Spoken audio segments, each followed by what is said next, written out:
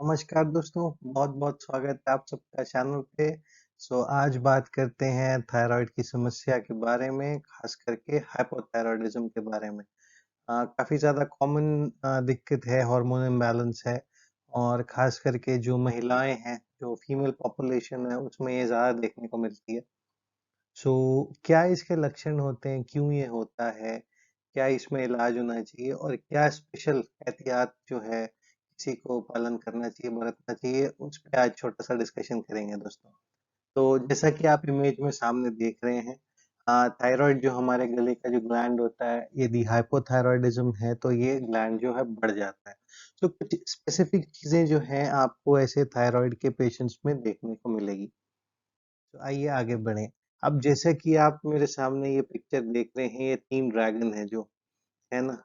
Dragon मैं इसलिए दिखा रहा हूँ ताकि आप थोड़ा समझ पाएँ कि क्या है बेसिक थायरॉइड का समस्या। हमारे शरीर में 3 जो है हार्मोन है समझ लीजिए।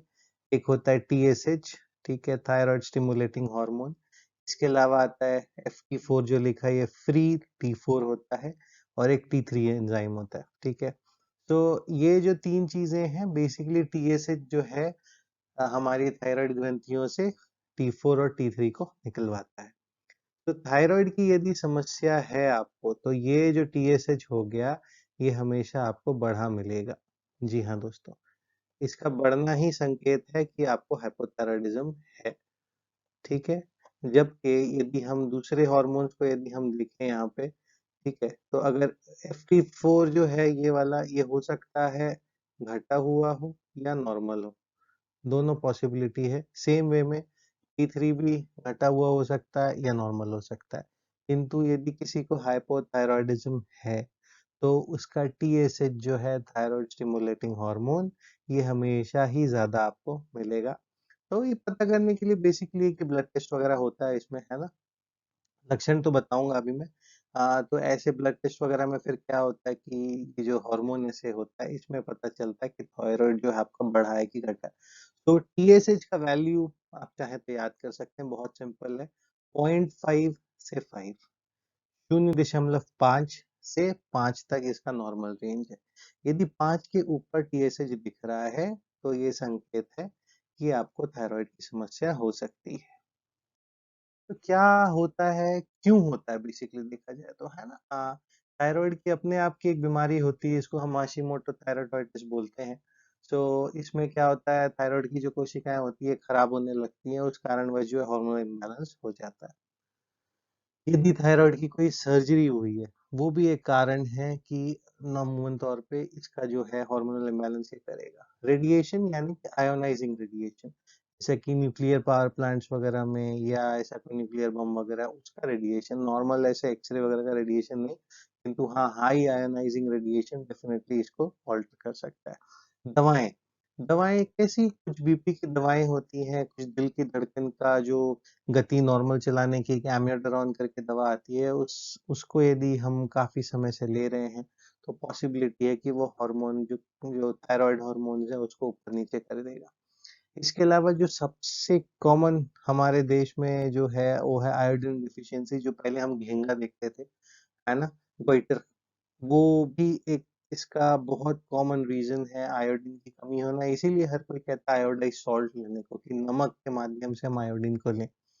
और इसके अलावा जो सबसे मतलब प्रेवलेंट रीज़न है अभी के ज़माने में, वो है कि आपका जो मस्तिष्क में जो ग्रंथि है, जो इसको बनाती है, उसमें कुछ प्रॉब्लम हो, उस कारणवश जो थायरॉइड के जो टीएसएच है, वो बढ़ने लगता है, ठीक है? तो यदि किसी को थायरॉइड की समस्या है, जैसे मैंने आपको शुरू में बताया, महिलाओं को अमूमन तौर पे ज़्यादा देखने को मिलती है हमको समस्या।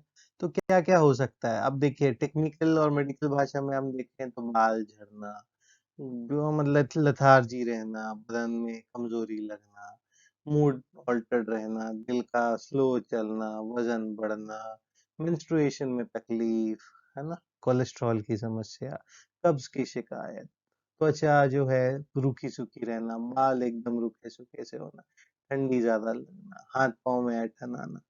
ऐसे में तो आपको याद होगा नहीं, क्योंकि ऐसे ही कई चीज़ें आपके सामने आती हैं और चली जाती हैं। तो इसका एक निमोनिक है दोस्तों, जो आपके सामने है। सो मॉम्स सो टायर्ड। माँ हमेशा थकी हुई है ना? ऐसे भी घर के काम करके माँ को फुर्सत नहीं होती, किंतु यदि अत्यधिक ऐसी थकान है तो आपको सोचना चाहिए। तो आइए इसको जानें। सो मॉम्स सो टायर्ड। पहला जो एम है उसका मतलब है मेमोरी लॉस। ऐसा मेमोरी लॉस ये मतलब नहीं कि एकदम ही याददाश्त चली गई है। लॉस होना मतलब जैसे सिंपल चीजें, छोटी-छोटी चीजें, कहीं चाबी उठा के रखे, भूल गए। कोई कागज रखे, भूल गए। ठीक है। मेमोरी लॉस पहले की अपेक्षा यदि ज्यादा दिख रहा है तो पॉसिबिलिटी है कि कहीं ना कहीं हार्मोन जो है फ्लक्चुएट कर रहे हैं। दूसरा आता है ओबेसिटी। ये चीज जो है काफी लेट पता चलती है, किंतु काफी कंसिस्टेंट जो है लोगों में देखने को मिलती है कि जो मोटापा, अत्यधिक जो वजन गेन हो गया है, मोटापा आ गया है बिना किसी रीजन, मतलब आपको पता नहीं, पहले तो ठीक थी अभी मोटी हो रहे हैं, जो भी हो रहे हैं। तो ऐसे में ओबेसिटी यदि बिना रीजन लग रहा है तो डेफिनेटली उसको हमको पता करना चाहिए थायराइड का समस्या है कि नहीं। तीसरा एम है मेनोरेजिया। मेनोरेजिया मतलब सिंपल भाषा में जो महीने आने का जो प्रक्रिया है, कहीं ना कहीं वो हैम्पर्ड है। ठीक है। सो हैम्पर्ड है मतलब समय से नहीं आ रहा, कम आ रहा, तो फर्टिलिटी का बहुत इशू हो सकता है दोस्तों। इसलिए जो मतलब मैरिड कपल्स, मैरिड फीमेल्स खास करके, यदि बच्चा भी काफी समय तक नहीं हो रहा है, कंसीव नहीं कर पा रहे हैं आप, तो भी एक ये खतरे का साइन है कि कहीं आपको हाइपोथायराइडिज्म तो नहीं। इसलिए मोस्टली आजकल जो हमारे गायनेकोलॉजिस्ट हैं, जो फीमेल डॉक्टर्स हैं, इसको जरूर कराते हैं, क्योंकि इससे जो है बच्चा खराब होने का काफी हाई रिस्क रहता है दोस्तों। उसके बाद आता है एस। एस मतलब स्लोनेस। स्लोनेस मतलब एक जनरल की बस ढीले से है, मन नहीं कर रहा। इसके अलावा दिल का धड़कन कम चलना। तो कम चलने से क्या रिस्क है कि जो आपूर्ति है खून की, कहीं ना कहीं वो हैम्पर हो रही है ना? चक्कर आ सकता है, बेहोश हो सकते हैं। ठीक। इसी के साथ जो मॉम्स खत्म हो गया, अब सो आता है। तो S stands for skin dryness, hair dryness. मतलब त्वचा हमेशा रुकी सूखी सी होगी, इवन बरसात के मौसम में, गर्मी के मौसम में भी रुकी सूखी होगी, क्योंकि ठंड में ड्राइनेस आता है। इसमें अनएक्सप्लेन्ड, विदाउट सीजनल डिपेंडेंस आपको जो है ड्राइनेस आ सकता है। उसके अलावा ऑनसेट इज ग्रेजुअल। इसका ये मतलब होता है कि एकाएक ऐसा नहीं होगा कि आज आपको हो गया और कल सारी समस्या आएगी। धीरे धीरे ये समस्या वृद्ध मतलब बढ़ती जाएंगी, वृद्धि होता जाएगा इसमें सिवियरिटी का। तो एकाएक नहीं होती हुई बीमारी। उसके बाद आता है टायर्ड। टी से तो टायर्ड ही हो गया कि हमेशा थके हुए हैं, कमजोरी लग रहा, मन नहीं लग रहा। उसके बाद आता है इंटॉलरेंस टू कोल्ड, अत्यधिक ठंड लगना। मतलब ऐसा ऐसा हो जाता है कि इवन बाहर यदि 40 का टेम्परेचर है तो भी ऐसा लग रहा है कि नहीं, कुछ तो अच्छा नहीं लग रहा, ठंडी ऐसे लग रही। तो कोल्ड का इंटॉलरेंस बहुत ही मतलब एक पिक्यूलियर सिम्टम है, पर लोग समझ नहीं पाते, ये इसमें दिक्कत है। आर से रेस्ड बीपी। तो यदि मैंने कहा यदि मोटापा बढ़ रहा है, ओबेसिटी बढ़ रहा है किसी भी कारणवश ना, तो बीपी जरूर चेक कराएं। एक सिंपल सा मेथड है, क्योंकि देखिए बहुत सारे रीजंस हो सकते हैं बीपी शूट होने के, किंतु थायराइड की समस्या में बीपी जरूर शूट हो सकता है। हर किसी का होगा ऐसा नहीं हो सकता है। एनर्जी लेवल्स लो रहती हैं, जो मैंने आपको बताया, और पेशेंट डिप्रेस्ड हो सकते हैं। डेफिनेटली ओबेसिटी को लेके आजकल के जो हमारा मेंटल थिंकिंग वे है कि बस वजन कम करना है, फिट रहना है, दिखना है, वो सब ठीक है दोस्तों, किंतु डिप्रेशन जो है अपना थायराइड की वजह से भी है, और प्लस बंदे को सोच सोच के कि मेरा मोटापा हो रहा, पीरियड्स नहीं हो रहा, बच्चा नहीं हो पा रहा, त्वचा कैसी हो रही है, मैं कैसी दिख रही हूँ, या विथ मेल्स ऑल्सो कि भाई सडनली मेरा बाल बूल झड़ रहा है, एकदम त्वचा ड्राई हो रहा है, एकदम लेथार्जिक हूँ, ऑफिस में मन नहीं लग रहा, प्रमोशन का क्या होगा, एंड ऑल एंड, मतलब बहुत सारी चीजें हैं। तो अगर आउट ऑफ द बॉक्स जाके इनमें से कोई सिम्टम्स यदि आपको परसिस्टेंट है तो पॉसिबिलिटी है थायराइड की समस्या होने की। तो क्या है इसका इलाज? भाई सबसे तो इजी जो इलाज है, जो हम सबसे पहले स्टार्ट करते हैं, तो आयोडीन का आपको जो आपूर्ति है शरीर का वो बढ़ाना है। कैसे बढ़ेगा? जैसा मैंने कहा आयोडाइज सॉल्ट ले। आजकल मोस्टली जो सॉल्ट आयोडाइज आते हैं। इसके अलावा आयोडीन रिच फूड ले। कैसे ले? यदि आप वेजिटेरियन हैं तो दूध के जो प्रोडक्ट्स हैं, दूध, दही इत्यादि, इसमें भी आयोडीन का ठीक ठाक मात्रा होती है, तो ये ले सकते हैं। यदि आप नॉन वेजिटेरियन, फिश वगैरह जो होते हैं, खास करके जो सी फिशेस वगैरह हैं, इसमें अच्छा कंटेंट होता है आयोडीन का। इसके अलावा जो समुद्री घास होती है, सीवीड, वो भी काफी रिच होती है आयोडीन में। तो ये सब का आप कर सकते हैं। कुछ ड्राई फ्रूट्स वगैरह होते हैं, वो भी आप ले सकते हैं इनमें, बादाम वगैरह खास करके। तो ठीक है, खान पान में कुछ बेहतरी हमने लाई। इसके बाद यदि काफ़ी ज़्यादा थायरॉइड बढ़ा हुआ है, तो डॉक्टर हो सकता है आपको उसको मेंटेन करने के लिए अ, दवाओं पे स्टार्ट करें। देखिए दोस्तों, ये दवा खुद से नहीं लेनी है, इसलिए ना मैं इसका डोज़ बता रहा हूँ आपको ना नाम। हार्मोनल रिप्लेसमेंट थेरेपी हम इसको बोलते हैं, एचआरटी। तो ये किसी फिजिशियन से या किसी एंडोक्रिनोलॉजिस्ट से ही दिखा के उसके बाद इसको स्टार्ट करना चाहिए। अब इसके अलावा आप क्या कर सकते हैं? तो देखिए, जैसे आप फिगर में लेफ्ट तरफ देख रहे हैं, चम्मच में कुछ दिख रहा है, तो ये है फ्लैक्स सीड, है ना? फ्लैक्स सीड इसलिए लेते हैं कि जो कोलेस्ट्रॉल का जो समस्या आ गया है ना, वो जो है नॉर्मलाइजेशन करने में काफी हेल्प करता है।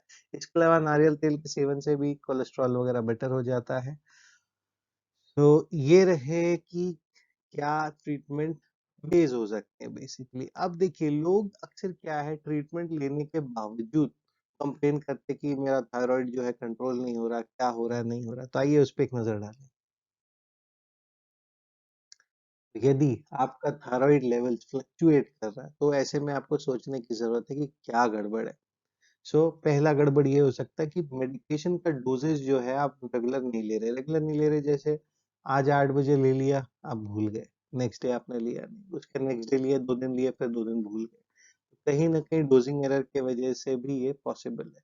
दूसरा, मेडिकेशंस एंड इंटरेक्शंस। क्या देखिए, थायराइड की दवा को यूजुअली कैल्शियम, आयरन इनके साथ नहीं लेना चाहिए।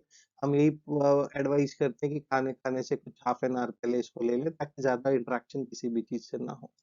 तीसरा जो है, हर्ब और सप्लीमेंटल जो हम मेडिकेशंस वगैरह ले लेते हैं, ठीक है, इनका एफिकेसी है नहीं है कुछ पता नहीं, बट इंटरेक्शन डेफिनेटली हो सकता है, इसलिए बेटर है अवॉइड करें दूसरे मेडिकेशंस के साथ किसी भी रूप से इसको लेना। इसके अलावा वेदर फ्लक्चुएशन, जो सीजनल फ्लक्चुएशंस है, इसमें भी डेफिनेटली देखिए, ह्यूमन बॉडी है, अपना भी एक मैकेनिज्म है, हार्मोन्स ऊपर नीचे हो सकते हैं नॉर्मली। बट यदि आउट ऑफ द बॉक्स जाके बहुत ही ज्यादा तकलीफ दे है, तो ये से इसको चेक कराना चाहिए। और एक बहुत इम्पोर्टेंट कंडीशन है जो इसमें नहीं दिख रही है, वो है प्रेगनेंसी। सो देखिए, यदि प्रेगनेंसी अपने आप में काफी कॉम्प्लेक्स प्रोसेस है ना?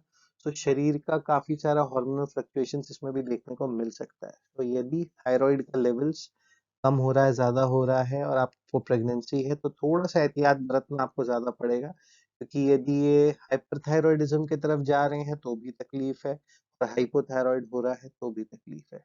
तो आई होप थोड़े से आपके डाउट्स क्लियर हुए होंगे। सो ये था दोस्तों हाइपोथायरॉयडिज्म। अगले प्रेजेंटेशन में अवश्य मैं कोशिश करूंगा कि मैं आपको हाइपरथायरॉयडिज्म के बारे में बताऊं। तो तब तक के लिए चैनल को सब्सक्राइब करें, वीडियोस को एंजॉय करें, और ज़्यादा से ज़्यादा अवेयरनेस मैं कोशिश कर रहा हूँ कि आप लोगों तक पहुँचे, छोटी छोटी हेल्थ एड्स, मेडिकल कंडीशंस के बारे में। तो यदि आपके कभी भी कोई डाउट्स हैं, कोई क्वेरीज हैं, किसी बीमारी के बारे में जानना चाहते हैं, मैं बिल्कुल प्रयास करूंगा ताकि मैं जो भी आपके लिए बेहतरी के लिए कर सकूं। तो thank you so much. Channel को सब्सक्राइब करना ना भूले। जय हिंद।